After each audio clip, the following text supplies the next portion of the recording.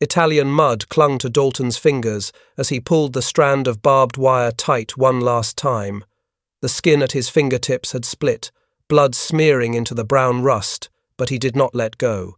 At the edge of the milky white fog in the distance, the German six-cylinder engine growled, steady as a freight train rolling into the station late, except this train carried a 20mm cannon that could tear a company apart in under 2 minutes. The watch on his wrist read 6:47 in the morning, on March 12, 1944. If his math was right, in another 90 seconds that SDKFZ 222 would flip itself over on the dirt road it had driven safely along dozens of times. If he was wrong, it would glide past, swing its turret, look straight into the formation hiding down in the Leary Valley, and that morning would end in a burst of shellfire instead of a cold meal. In the army, they taught you that saving lives meant following orders, obeying doctrine, using the full set of 16 anti-armor options in the manual. Down here in this cramped trench full of mud, though, a 20-year-old corporal was about to prove the opposite with nothing but 30 feet of wire, 2 shovels, and his own stubbornness. And if this gamble went bad, who exactly was going to pay the price? To understand why a corporal eventually ended up betting his entire company's life on a strand of barbed wire, you have to roll back a few weeks, along the slopes of the Apennines, where the Italian campaign was stuck like a train frozen in a blizzard. The Americans called it a secondary theatre, but for the infantrymen of the 34th Division, every metre of ground in the Rapido Valley or around Cassino was paid for in blood. On the maps in Algiers or London, Italy was just a staircase up into the soft underbelly of Germany. On the ground, it was a maze of rocky hills, narrow valleys, and dirt roads barely wide enough for a single truck, and far too perfect for the Wehrmacht's 4-wheeled armoured scout cars. On paper, the United States Army in 1944 was the biggest industrial war machine on Earth, thousands of tanks, tens of thousands of guns, Liberty ships pouring ammunition into Naples like an endless steel conveyor belt. But down in a rifle company huddling in the fog of the Rapido Valley, that industrial might shrank down to a few boxes of ammo, 1 temperamental radio set, and exactly 9 bazookas for the entire 34th Division. Those precious few bazookas were reserved for fixed anti-tank positions. The mines were for defensive lines neatly drawn on sand tables. And the armoured cars that skimmed along at 15 miles an hour, suddenly popping out at the edge of the woods to hose the tree line with 20mm and MG-34 fire before vanishing? The field manual said, more or less, stay calm and report it up the chain. In that thick field manual, American infantry were taught 16 standard ways to disable a light armoured vehicle: bazookas, mines, Molotov cocktails, satchel charges on the road, calling in artillery support, and so on. Back in training stateside, it all made sense, like a physics homework problem in 10th grade. In Italy, half of those options were impossible because there simply was no equipment available. The other half required firepower or coordination time that a platoon pinned under fire would never have. The result was that, in the 6 weeks before the morning of March 12th, German armoured reconnaissance alone killed 47 men in the 34th Division. To staff officers, that was acceptable attrition in the preparatory phase. To the men in the dugouts, it was 47 names gone from the barracks because of a 4-wheeled vehicle that did not even weigh as much as a medium tank. German scout cars were built for exactly the kind of stage the Allies hated most: narrow, steep, twisting terrain. Their engines were strong enough to claw up mountain roads, their armour thick enough to shrug off rifles and shell fragments. Their open-topped turrets let the gunner sweep that 20mm like a steel fire hose. They would creep along a snaking road, pause for a few seconds to aim, spit fire, then slip back behind the trees, leaving behind some German radio man calmly calling in 105mm artillery onto the exact coordinates he had just seen. Let just one of those cars get through clean, and the entire American defensive line that evening could be shredded. The paradox was this: on one side stood an industrial empire throwing millions of tons of steel into the war. On the other, just a few dozen armored scout cars with 20mm guns. But in the narrow cuts of the Rapido, the winner was not whoever looked bigger on paper, it was whoever used the right tool for the terrain. And that was the moment when men like Dalton started to ask themselves, if the manual does not have an answer for this, are you willing to be branded the guy who broke the rules in order to find a different answer? One so cheap it costs about as much as a roll of barbed wire? If you asked Dalton what really killed people in Italy, he probably would not say 88 guns or Messerschmitts, but roads and wheels. Before he ever put on a uniform, he was a kid who grew up by the tracks in Gary, Indiana. His father worked the blast furnaces at U.S. Steel, and Dalton spent his days in the yard with the cars, coupling and uncoupling, chocking wheels all shift long. The job taught him a very specific kind of feel, how much force it took to make a 20-ton car creep forward a few inches, how much was too much and would snap a cable like a noodle. That kind of knowledge never showed up in any textbook, but it lived in his wrists and along his spine. When he saw a four-wheeled armored scout car bouncing down a narrow dirt road, he did not just see a target, he saw a multi-ton object, tall and narrow, trusting its life to four contact patches no bigger than fists on a skin of wet mud. Italy gave the Wehrmacht dream terrain, the Liri and Rapido valleys with roads clinging to mountainsides, a drop-off on one side and a ditch on the other. For an SDKFZ 222, that was a racetrack, the engine growling along at about 15 miles an hour, the front armour thick enough to laugh off rifle fire, the open-topped turret letting the gunner sweep that 20mm cannon over anything that moved at the edge of the woods.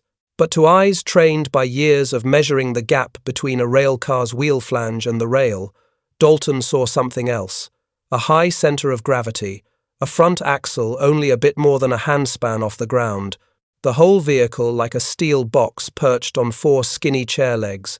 Make one leg catch, even for a fraction of a second, and the other three would do the rest of the math for you. 2 weeks before the night he strung the wire, Dalton's unit had marched past the wreck of a 222 that artillery had blown into a drainage ditch. The others glanced at it and kept going. Dalton stopped and measured. With a bayonet and a tape one of his buddies carried, he paced out the distance from front axle to ground somewhere between 13 and 15 inches, depending on the side.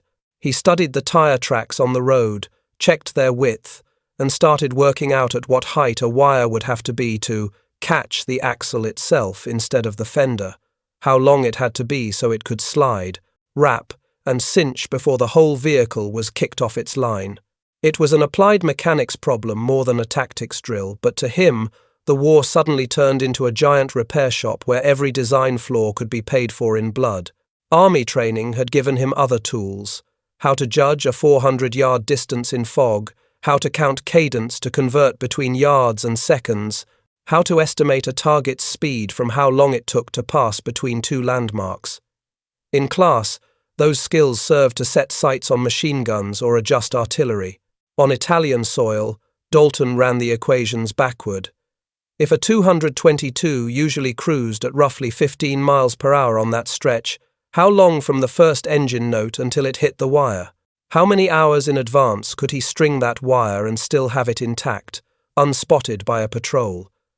How deep did a shovel handle need to be buried maybe 12 inches to hold against the jolt without popping loose? Every value, every inch of mud, became a variable in an equation with only one real answer. Does the vehicle flip, or does it not? And somewhere under the rumble of 105mm shells rolling in the distance like far-off thunder, there was a very American irony. The same army that had just printed a thick field manual with 16 standard ways to stop armoured cars had also trained men like Dalton, good enough at math and mechanics to bend that book out of shape. Technology, terrain, and training were not three separate things. In the hands of a 20-year-old corporal, they fused into a new weapon entirely. A cheap little trap exploiting the physical weak spot of a German machine. The only question left was, now that he had found the scout car's loophole, did he dare turn it into a grave not just for the vehicle, but for his superior's cherished doctrine as well? On paper, every time a German scout car showed up, It left a neat little trail in the duty log. Time of first shots, direction of approach, an estimated count of 20mm rounds fired, number of casualties. At division headquarters, people bundled those cramped lines of handwriting into a tidy sentence. Enemy situation. Motorized reconnaissance increasing. No clear sign of tactical change yet. A clean, neutral conclusion that did not keep anyone up at night. But in Dalton's platoon, intelligence was not a few lines in a notebook. It was the bodies carried back each morning, the engine note of a German vehicle so familiar that just by hearing it you knew which one it was, whether it was running faster or slower than usual. Every evening, after digging in and setting the watch, the men would throw together their own kind of stats board. How many times that 222 had shown up today, which road it used, whether it paused or just rolled through, how accurate the artillery that followed had been. Nobody called it intelligence analysis. They just lit cigarettes, swore a little, and argued about which bend in the road it would come around tomorrow. Dalton did not talk much, but he always listened. He started jotting things down in a small notebook he kept tucked under his raincoat. Time, direction, how the unit reacted. Slowly a pattern emerged. The car tended to appear around dawn, favoured the dirt road with a low embankment on the left and a higher one on the right, kept a steady pace, sprayed fire, then pulled out. An armoured alarm clock, ringing on schedule with 20mm shells. Supply chain, the fancy term that covered a whole sea of Liberty ships offshore, showed up very differently to the men up front. For them it meant little things. Did the depot hand out an extra roll of barbed wire today? Did anyone get another shovel? Would some officer dare sign for more mines to cover a road not part of the official defensive plan? The lieutenant commanding Dalton's platoon was a decent man, but he was wedged between two worlds. Below him were his soldiers, losing a few more names from roll call every time a scout car came by. Above him were the company and battalion commanders who had to explain themselves every time something outside the allocation got used up. One roll of barbed wire put in the wrong square on the map could turn into an awkward question in a briefing room. Who authorized this? And then there was internal politics, something you would not find on any table of organization and equipment. If the lieutenant let his men jury-rig a weapon out of wire and shovels, he was quietly admitting that the field manual was no longer enough, that the officers who wrote it in some academy across the ocean had missed something. That was not just a technical issue, it was a matter of faith in the system. A young officer, fresh out of school, had been taught that he was paid to apply doctrine, not to cheer on a bunch of cowboy tricks from the trenches. One accident, a friendly vehicle caught in a trap, a soldier tripping over a wire, and his whole career could end in his mid-20s. Dalton understood all those invisible forces pressing down on the shoulders above him. He had seen his lieutenant claw at his hair, staring at casualty reports without being able to add anything beyond cold lines like, "Enemy employing motorized reconnaissance effectively. Recommend increased anti-tank assets." Those recommendations would climb a few rungs up the staff ladder, land in some file room between Italy and Algeria, and disappear under a pile of other requests. The giant supply and doctrine machine of the United States Army ran like a factory. The farther you were from the assembly line, the fewer people cared that some tiny bolt was squealing itself to pieces somewhere. So, alongside the official currents of intelligence, resupply, and regulations, another current slowly formed in the shadows, soldiers passing along little tricks, stories that began with, "Yesterday we tried this," seemed to work, old sergeants tweaking the idea just enough to make it less suicidal, field officers half closing their eyes so they would not have to sign off on anything. In the narrow gap between authorized and forbidden, between reported and left unsaid, Dalton's idea began to find a foothold not because it fit the book, but because it answered a question the system had not. How do you stop an armored car worth tens of thousands of dollars using only what is already sitting in your dugout? And when the moment came to choose, who would be brave enough to put their name on a weapon that appeared nowhere in the doctrine, yet might truly cut down the number of names crossed off tomorrow's roll call? The night before, a fine Italian rain fell. the kind that did not wash the mud away but turned it thicker and stickier. Dalton crawled out of the dugout like a mechanic sliding under a rail car. 2 gravedigger shovels, standard issue, wooden handles, chipped steel blades were slung between him and a buddy as if they were carrying someone's coffin. A coil of barbed wire hung across his shoulder, biting into his jacket, tightening a little deeper into his skin with every step. Every meter they moved away from the line was another meter farther from the rule book and closer to the kind of dumb, lonely death that came from a sniper's bullet. They reached the stretch of dirt road the whole platoon had voted on over many nights of arguing, a bend that was perfect for German ambushes, lousy for American minefields, and, crucially, framed by 2 embankments at just the right height. Dalton knelt, plunged his hand into the mud to feel how soft it was, exactly the way he used to test the ground before cribbing up a derailed car. He muttered, 12 inches, no more. Any deeper and the handle will pull right out. His buddy nodded, and the 2 of them started digging in silence, the only sound the wet, sucking noise of shovel blades driving into soaked earth. Dalton drove the shovel handle down and gave it a sharp yank, feeling the resistance shoot up his spine into the base of his skull. In his mind he pictured the front axle of that 222 hitting the wire, pulled tight at the height he had measured, the strand whipping around it like a belt around a spinning pulley. He hauled on the wire with everything he had to get the tension he wanted, until it felt like his shoulders were about to pop out of their sockets. His fingers went numb, sweat mixing with rain until his whole body felt chilled. Somewhere in the back of his mind, a line of math surfaced unbidden. At roughly 15 miles an hour, the vehicle would cover about 22 feet in 1 second. From the moment the tire touched the wire, to the moment the whole hull lifted off the ground would take less than a second, and his entire post-war life, if he had one, could fit inside that sliver of time. When they finished, they crawled back the way they had come, lungs burning, ears straining for any hint of an engine. There was no dramatic drumbeat soundtrack like in the movies, only the pounding of their own hearts in their ears, layered over the squelch of mud under their elbows. Back in the dugout, Dalton peeled off his gloves and saw the skin split at his fingertips, a tiny barb of wire still stuck in one. He plucked it out and kept it, a kind of charm. If everything went to hell in the morning, at least he would know he had tried. If it worked, no one would ever be allowed to admit whose idea it had been, because on paper, nobody had authorized any of this. Dawn came not with golden light, but with distant artillery thumps and the smell of weak coffee.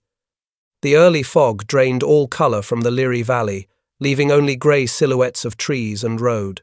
Dalton slid up to the lip of the trench and settled behind an olive tree, rifle at his side, ears wide open. A little before 7, like a familiar alarm clock, the sound of German engines began to rumble far off.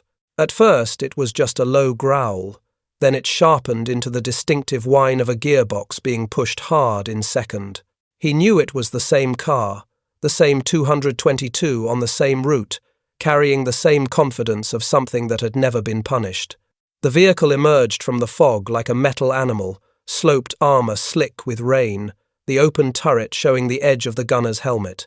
It was neither fast nor slow, moving at that practiced pace drilled in over dozens of patrols, just quick enough to react if it hit a mine, still fast enough that infantry up ahead would not have time to dive into holes. Dalton could not see his wire good. That meant the Germans could not either. He saw the right front wheel roll over the patch of mud he had probed with his hand the night before, in exactly the right spot, at exactly the right rhythm. Then everything happened as a string of disjointed snapshots. A muffled thunk, no louder than a foot stepping on a dry twig, as the wire bit into the axle. The hull rocked lightly, like someone stumbling, then suddenly lurched hard to the left. The engine roared, the driver instinctively cranking the wheel the other way to save it. That desperate correction was what turned a wobble into a full roll. Dalton never forgot the next sound, a deep, solid crash as tons of armour slammed into the earth like a steel cabinet falling from a second floor.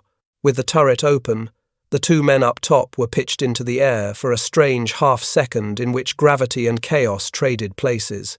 A helmet spun away, tumbling down into the mud before its owner ever hit the ground.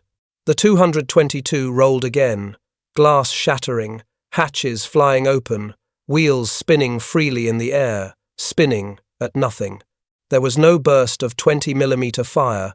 The gun, if it still worked, was pointing at the clouds. The other Americans popped up on reflex, bracing for the scything burst of fire they had learned to expect. Nothing came except the squeal of tortured metal and the coughing, uneven idle of a choked engine. A strange silence settled over the line. Dalton realized his hands were shaking, not from fear, but because his body had not caught up to the fact that the steel monster had just been brought down without a bazooka, without artillery, brought down instead by its own ingrained cockiness and a cheap strand of wire.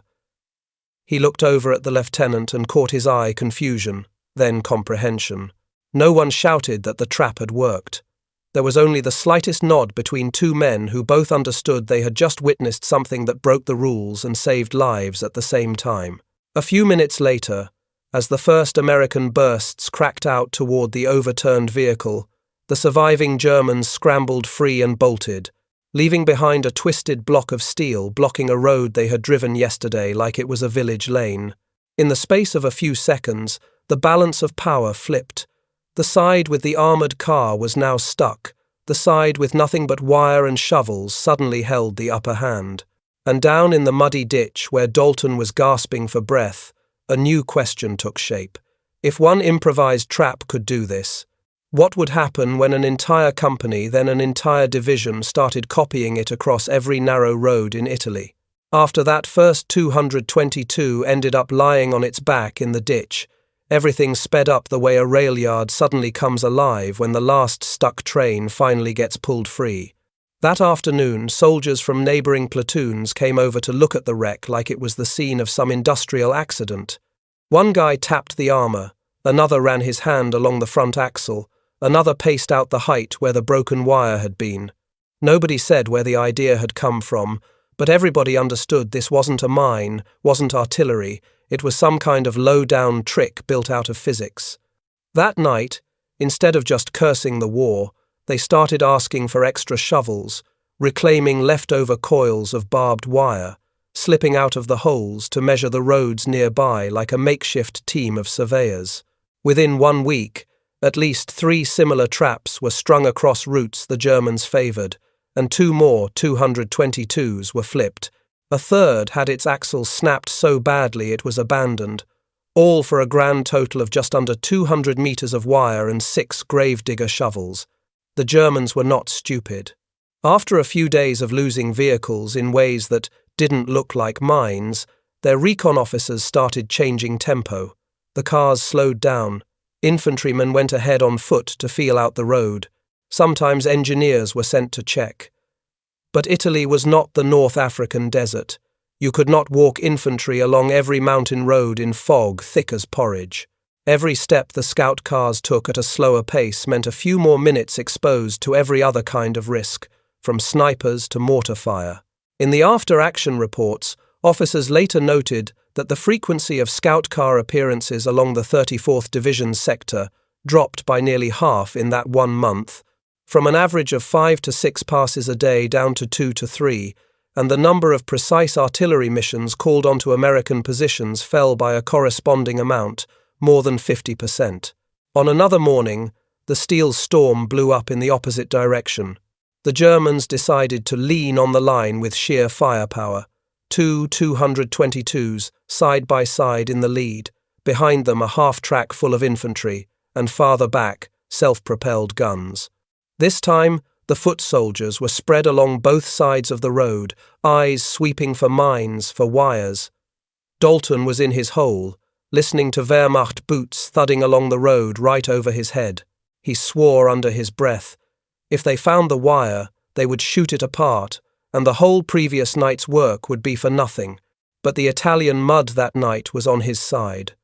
Fog and the thick, dark crust of muck had swallowed the strand, and human eyes always prioritize the big, scary things, like that 20mm muzzle pointed down the road. When the first 222 rolled over, The wire snapped up into the axle just like before. It flipped. The half-track behind it rammed into the wreck. Infantry scattered in panic, and in those 90 seconds of chaos, American mortars dropped nearly 40 rounds onto the spot the Germans themselves had just marked with their own smoke and screams. The rhythm of trap countermeasure, barrage, climbed from there. Each successful ambush gave Dalton more data. Which kind of bend worked better? What wire height tipped a vehicle instead of just jolting it? How much tension was enough to survive the yank without snapping? He kept tweaking the design, driving extra wooden stakes in some places to anchor the line, using tree stumps as natural deadmen in others. On some nights sending the whole platoon out in shifts to adjust the wire after a rainstorm. His little notebook grew fat with numbers for speed, distance, reaction times, until it looked more like an engineering student's class notes than a combat diary. In return, the casualty curve in his unit started to bend hard downward.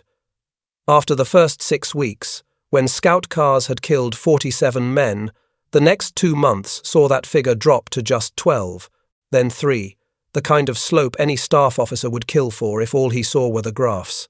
The 34th Division was not alone.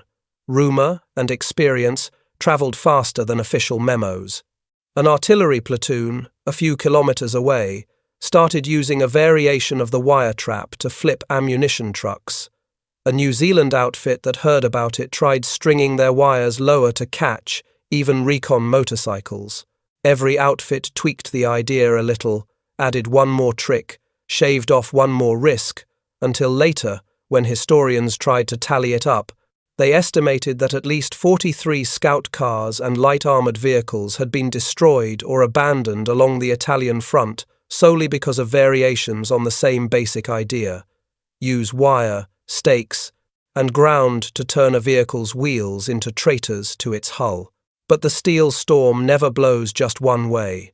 Once the Germans realized barbed wire traps were not isolated flukes but a pattern, they began to respond the way any big military machine does, changing vehicle types, assigning more engineers, increasing preparatory fire, in some sectors even sending medium tanks up front to clear the road for the scouts. Every rung on that ladder of escalation in the duel between ditch-level improvisation and academy-taught doctrine brought more shrapnel, more burned-out hulks, more shell craters to mountain roads that had once been used only by farmers and pack mules. And somewhere on that ladder, Dalton began to understand. There would come a day when the enemy did not just lose vehicles but lost their nerve, and on that day, his cheap little trap would nudge this tiny stretch of front right up to the edge of outright chaos. The breaking point came on a morning that looked no different from 100 others. Thick fog, weak coffee, last night's report lying crooked on a rough wooden table in the company CP. Dalton got called in with mud still drying on his hands from checking a wire trap on the eastern road. The dugout was cramped, lamp oil throwing a yellow smear over a map held down with clothespins instead of proper paperweights. His lieutenant stood to one side, jaw tight. Across from them was the company commander, a man somewhere in his early 30s, coat smelling of cordite and fresh ink. "We have a report," the captain began, voice cool. "About your little initiative." He said, "Initiative, the way you would pick up something dirty with tweezers. Wire, shovels, dirt road. You know none of that appears in any SOP, right?" Dalton swallowed, feeling his throat go dry as sandpaper. He stared at his mud-caked boots, thinking about all the names that had stopped being called at roll call after each time a scout car rolled by. "Sir, we just used what we had," he said quietly. "And it works." The captain tapped a finger lightly on the map. "It works until one of our own vehicles hits it. You think about that. Tomorrow we may counterattack with tanks along this route. How am I supposed to explain to the battalion commander if a 30-ton Sherman ends up in a ditch because of a piece of wire nobody ever put in the plan?" The air in the dugout thickened. The little field clock on the wall ticked softly, every click like a nail going into Dalton's chest. He opened his mouth and closed it again. He had thought about that possibility, thought about it a lot. In his notebook, next to the numbers on axle height and speed, He had sketched no-go zones for American vehicles, but a notebook was not an operations order. "Sir, if we pull the traps now—" He hesitated, searching for words. "We are opening the road right back up. They will scout this whole stretch clean before our tanks ever get there." The captain stared at him long enough that Dalton could hear his own blood in his ears. Then, somewhere up on the surface, a probing mortar round cracked, followed by another. After that came a different sound, one that made Dalton's scalp prickle, the deepening growl of German engines, not just one but several, blending into a low, heavy note like a coal train rolling into the yard on night shift. A runner burst into the dugout, breathless. "Sir, recon says at least 2, maybe 3, 222s forming up to the east, infantry with them, the exact road, the exact line of traps still set." The time for arguing on paper had shrunk down into real time, a few minutes, maybe only a handful of seconds, to decide whether to order the wire cut or stay silent and see what this nameless weapon could do. The captain turned to Dalton, and now his eyes held more than an officer's sense of duty. They held the look of a man about to stake his own reputation on a corporal's strand of wire. "Where are your traps?" he asked, voice lower. Dalton pointed at the map, fingertip trembling slightly. The second bend, low bank on the left, high bank on the right, the exact spot where he had buried the shovel handles 12 inches deep. "How long to pull them out? In perfect conditions?" Dalton drew a breath. 10 minutes. Out there is not perfect. The engine noise grew, distinct surges of throttle rising and falling, like a beast doing push-ups before a charge. The captain glanced at his watch, then at the faces around the table, the lieutenant, the runner, a radio NCO. Every pair of eyes swung back to him, the only man who could say, "Cut it," or "Leave it." Outside, the 222s rolled closer, their wheels eating up dozens of feet with every second. At last, the captain let out a short breath, the sound like air dumping from a brake line. "We do not have 10 minutes. He looked at Dalton. "Fine, they stay, but you get up on the line right on top of those traps, if the worst happens." He did not finish the sentence. He did not need to. Everyone understood the rest. If an American vehicle later went into that ditch, if men died because of this trick, the first name on the chopping block would be Dalton's. Dalton crawled back to the forward position, heart thudding like a drum, each beat sinking with the engines swelling in the fog. He settled behind the same old olive tree as before, eyes locked on the bend where the road disappeared into white. Track rattle, wheel noise. German voices floated in broken fragments, words too far away to make sense. He felt each grain of dirt under his fingertips, each stiff root like a cable under his palms. In that strange, stretched-out moment, the whole war shrank down into a single mechanics experiment. One wire, one axle, one center of gravity, and one officer's decision in a dark hole behind him. The first 222 came into view, the shadow of a second vehicle looming behind it, gun barrels jutting like metal stakes. This time they were not alone. On both sides of the road, grey shapes of infantry trotted along, rifles at the ready, eyes raking the banks and road surface, hunting for mines, for wires. Dalton held his breath. One German soldier almost stepped right on the buried shovel handle. If he had the slightest suspicion and scraped at the ground, the whole setup would be blown. But human eyesight skips over things that look too ordinary. A puffed patch of mud, old tire tracks. The man moved on. The front wheel of the lead 222 rolled onto the stretch of ground Dalton had walked through in his mind 100 times. Time slowed the way a projector drops into quarter speed. He heard the faint snap as the wire took up its slack, then the dull bite as it dug into the axle, then a sliver of absolute silence before tons of steel began to move along a path no driver could control. In that hairline crack between the wire tightening and the hull beginning to tip, Dalton felt like he could see the entire argument about doctrine, initiative, and blame compressed into two outcomes. Either the car flipped, or everything he had done was just a reckless stunt. When the hull came off the road and the armor slammed down with a thunderclap, His lungs suddenly burned. He realized he had been holding his breath until it hurt.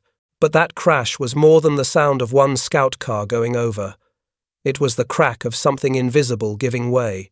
The thin line between a war run out of books and a war run by the people lying in the mud. And just before the shrapnel, the screams and the shouted fire orders rolled forward into a fresh spiral of chaos. One thought flashed across Dalton's mind. After this rollover, could anyone keep pretending his strand of wire had never existed? Right after that heavy crash, the world blew apart into layers of sound. Out on the road, the first 222 lay on its back, wheels spinning frantically in the air before locking one by one, like the legs of an overturned steel beetle. The second car behind it yanked its wheel hard over, brakes screaming as the driver tried to dodge the wreck, only to bury its nose halfway into the embankment, turret smashing into the hillside and crumpling out of shape. Infantry on both sides of the road panicked and spilled into the fields. A few men lost their footing in the mud and went down hard. In the span of maybe 30 seconds, a neatly moving column turned into a tangle of metal, spent casings, and German curses. From the American line, months of drilled reflexes snapped into place. The light machine gun in the pit to Dalton's left opened up first, ripping short bursts along the edge of the road where German shapes had just popped up. The 60mm mortars behind them had been sitting on the coordinates for second bend forever. All they needed was the signal of a flipped vehicle.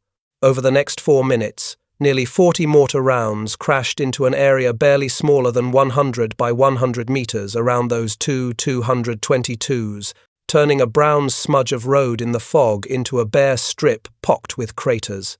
Later, in the write-ups, someone estimated that at least 15 German soldiers were killed or wounded in the wire trap ambush and the follow-up fire, while the Americans came away with only 3 men lightly hurt by stray fragments. For the German troops, that rollover was not just an accident, it was a slap across the face of their confidence. Armoured reconnaissance had been the thing they leaned on most in Italy. Fast, agile, able to slip out of danger on the strength of speed and surprise. Now that very speed had turned traitor.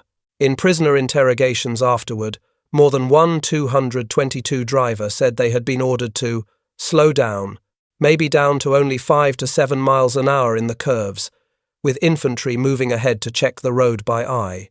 One man even blurted out, "Any road with mud and barbed wire, we treat like it's mined." The fear was no longer of the textbook mine, but of a cheap little trap nobody had ever mentioned in any training course. On the American side, the first reaction was a rough, ugly kind of joy.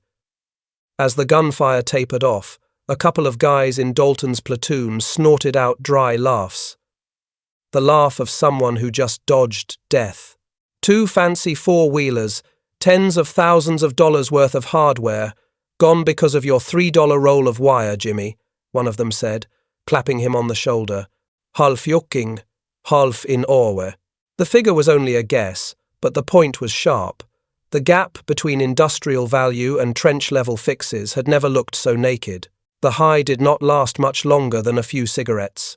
When the moans of wounded Germans drifted up from the bend and Dalton saw a young gunner sprawled over the edge of the turret ring, eyes frozen wide open, something heavy settled in his chest.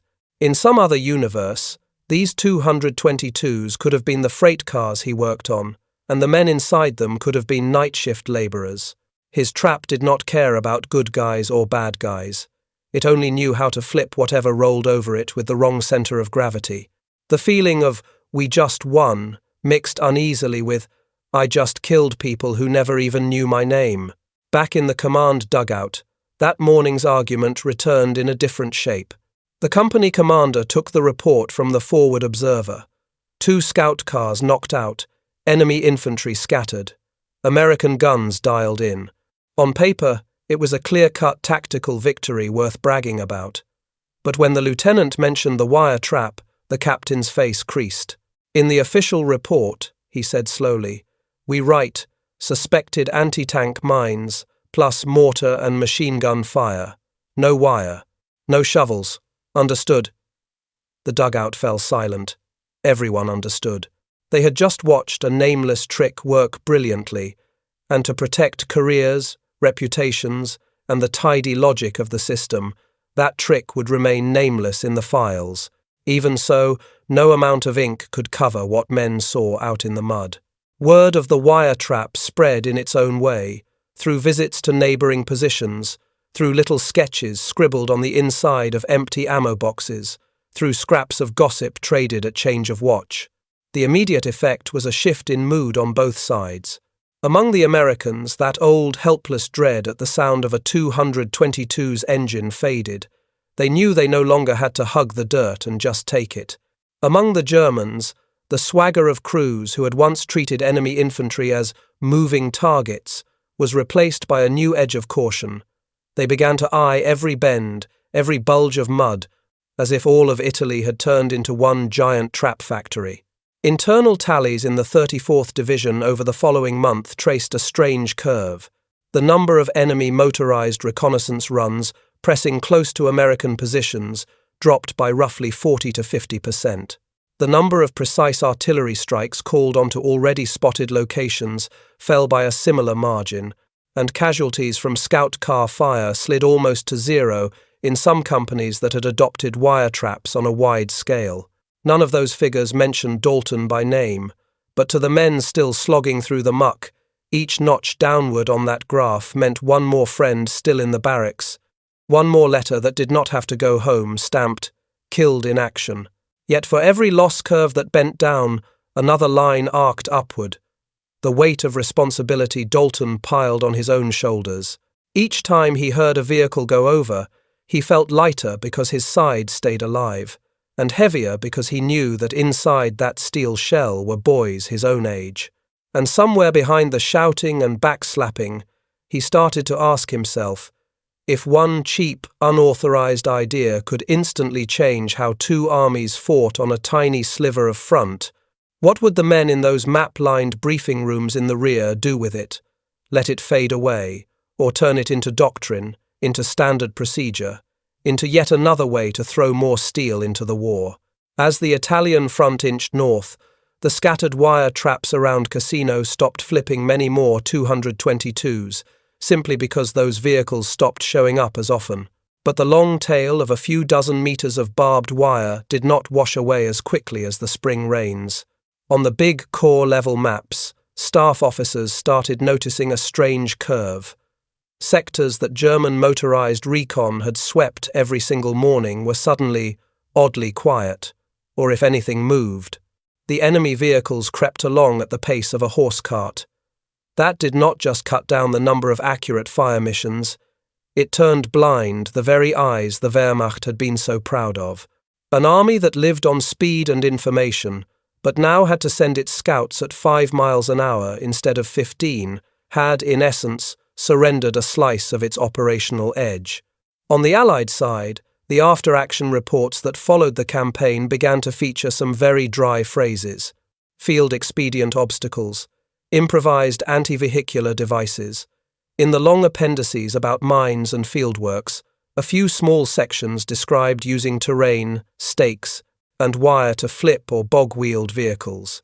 No one mentioned Dalton by name, and there were no diagrams that looked exactly like his trap in the Rapido Valley, but the core idea hit the mechanical weak point of light vehicles, turned the road itself into the enemy, began to be fed into the system, slowly, like a new gear quietly meshing with an old doctrinal machine. The war industry did not stand aside either. Military vehicle firms read the field reports, then looked at their own designs with fresh eyes: lower axles, dropped centers of gravity, fatter tires, reinforced underbodies, more shielding so that wires, cables, and roots were less likely to snag on critical parts. Over the long term, the Italian experience a place where a single strand of barbed wire could neutralize an expensive armored car became one of many reasons. Post-war armies paid more attention to belly armor, suspension robustness, and vehicle survivability against non-standard obstacles.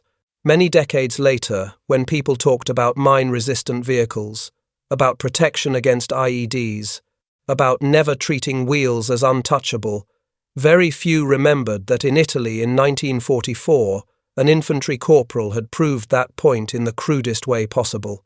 Strategically, Dalton-style improvisations helped nurture a culture the US Army would later brag about, giving real initiative to NCOs and the men in the holes. After the war, the whole lessons learned system collecting frontline experience, analysing it, feeding it back into training, was built out much more deliberately. Among the thousands of little lessons, there were stories that sounded uncannily alike. Somewhere a squad used wire, stakes, even abandoned vehicles to snare enemy trucks. Somewhere else, someone turned everyday tools into weapons. Dalton was just one of countless names never written down, but the path he blazed from emergency fix to tactic to doctrine became the common track along which many other small improvements would roll. For the Germans, the erosion of faith in motorized recon on bad terrain was not just a technical matter, it forced them to adjust force employment on a much wider scale.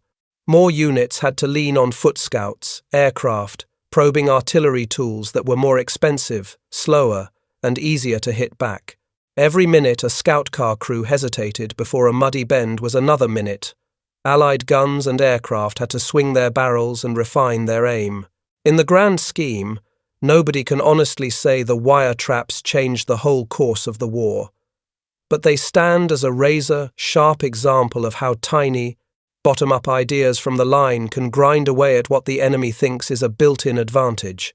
More importantly, stories like this plant a slow-burn question in the minds of post-war planners.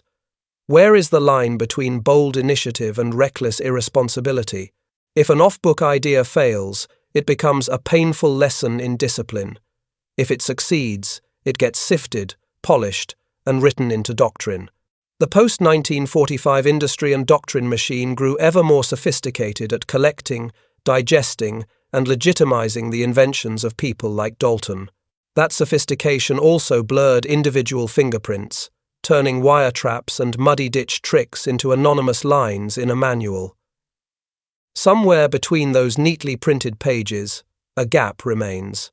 The gap that holds the feeling of the first man who dared stretch that strand of wire across a road on a rainy night, a feeling no long-term impact chart can capture, but one that quietly shapes how we see war today.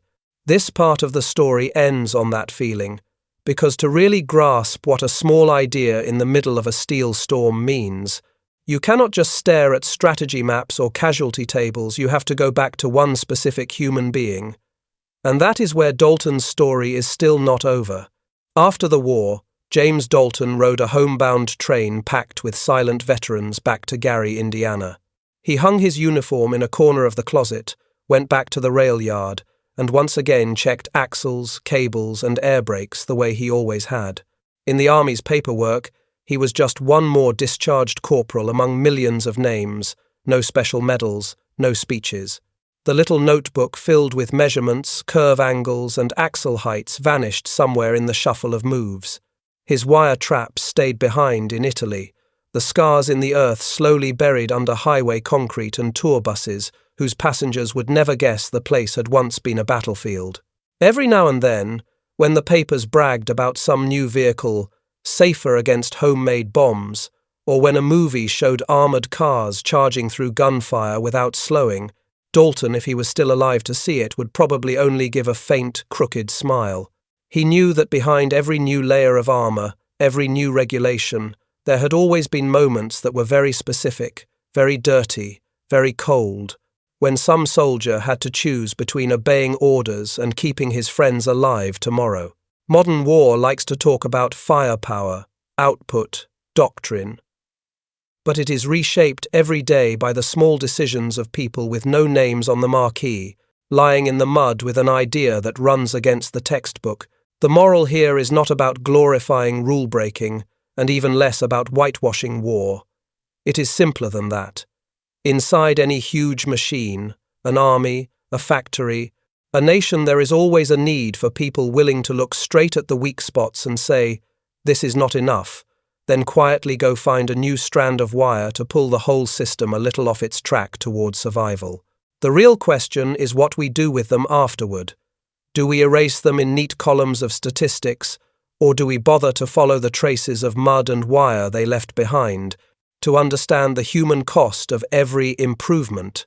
So the next time you hear some cold figure about firepower, speed, or casualty rates, you might pause and ask yourself, behind that number, how many Daltons once pulled their own wire tight in a night of rain, and how many of those stories are still lying under the muddy layers of history, waiting to be dug up one more time?